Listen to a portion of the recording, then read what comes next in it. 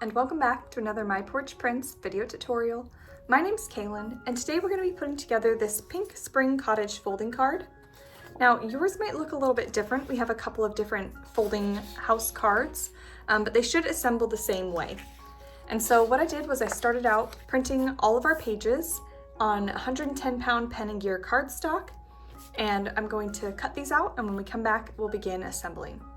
Alright, so now that we have everything cut out, we're going to start assembling. And to begin, I went ahead and fussy cut all of these little pieces, and each one kind of correlates with some of the houses, but you can switch some of the items around if you want, such as like these little trees.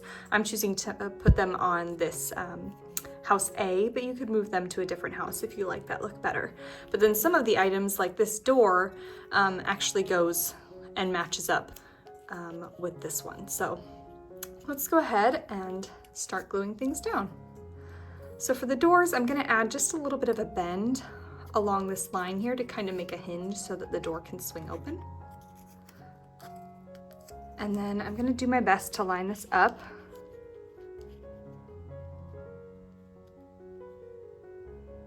Actually, I think I might have these backwards. Yep. So you can see here the image will match along with the image on the side. So looks like I got my doors flipped around. And then I'm just going to add a little bit of glue. I'm using Fabri-Tac.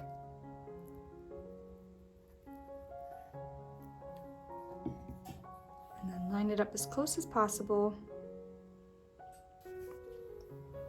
And what we end up with is a little door that can swing open and give us a peek inside the house.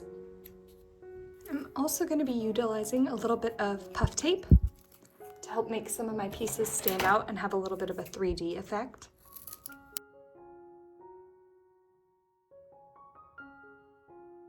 Alright, so that's our first little set here. So next we've got this one that has these little illusion window pieces, and again you can see that they're meant to match up with this house to cover up our cute little kitty in the window.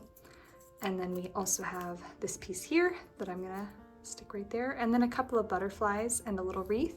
Again, some of these are kind of optional and you can choose where you want to place them. So same thing with these little door pieces here. Give it a little bit of a bend.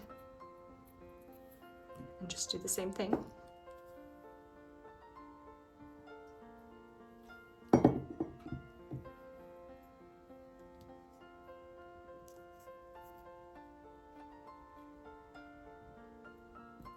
Sometimes I'm not the best at lining these up, so if it takes you a little bit of readjusting while the glue is still drying, you can kind of readjust a little bit until it dries. Same thing going in with puff tape. And some of the pieces that I want to stand out a little bit.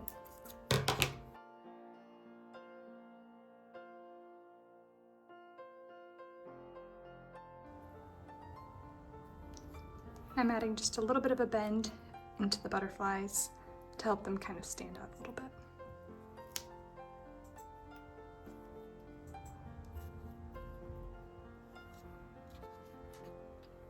So there's our second one.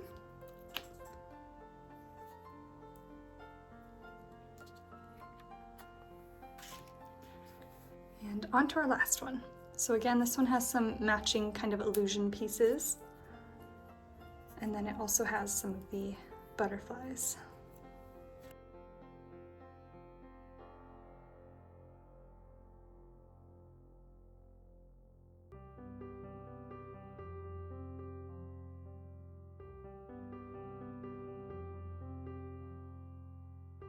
So there we go, and you can see that, again, adding that puff tape just gives it a little bit of a 3D effect that looks pretty cool.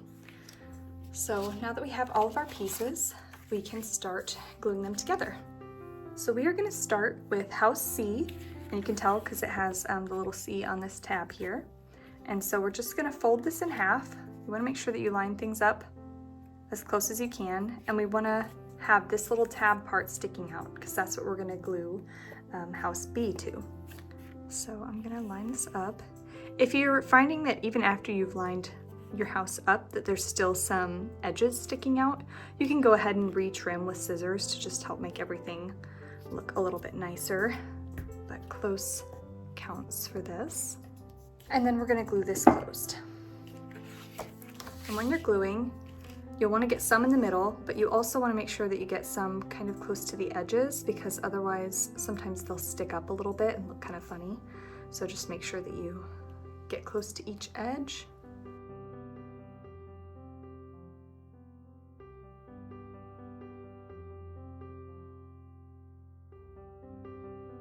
All right, and so now we have our little tab part hanging out.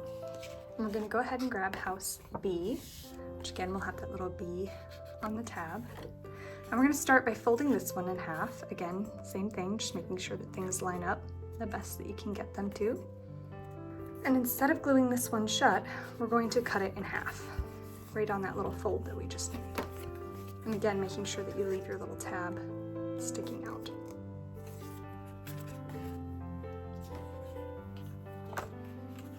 Cut right along that fold line. Just like this. And then we're going to flip over house C. You'll always want your tabs facing to the right as you're doing this. And we're going to attach house B on either side. So I kind of flipped that over to show you, and then we're going to glue this piece on to C, tab C.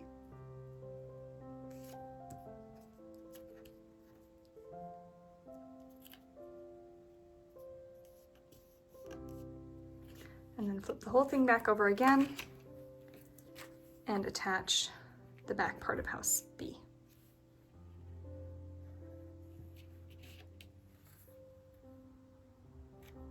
And you'll want to make sure that you're not having any overlap between these houses here.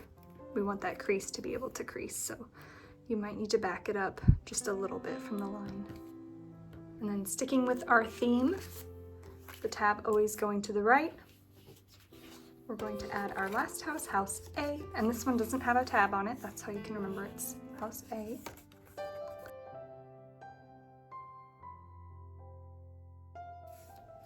And this one will just glue right over tab B.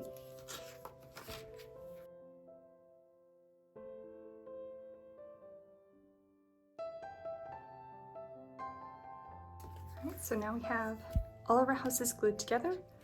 And for our last step, we're just going to tri-fold them. All right, so we're going to make sure that we have our big house in the back, just folding this backwards, and our small house towards the front. That kind of gives it that layered effect. So that we have a little tri-fold. And you can see when we unfold it, there's this little space in the center here where you could write a little note or sentiment if you're sending this to someone. And that's it. I hope you enjoyed watching. I hope you were able to learn something, and we'll see you all next time.